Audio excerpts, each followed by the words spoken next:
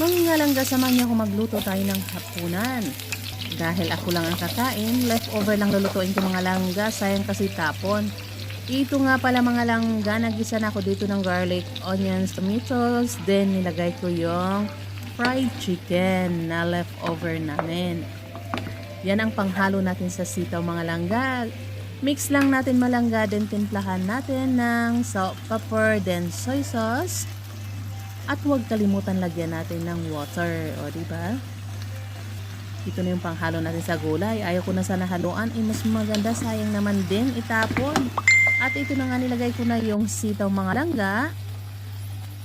At pagkatapos takpan natin. At ito na nga siya mga langga, mabango at masarap. Malasa lalo itong mga langga dahil fried chicken na to. Sayang talaga pag itapon, tamang-tama, ready na yung rice ko. O ano pa inaantay nyo mga langga?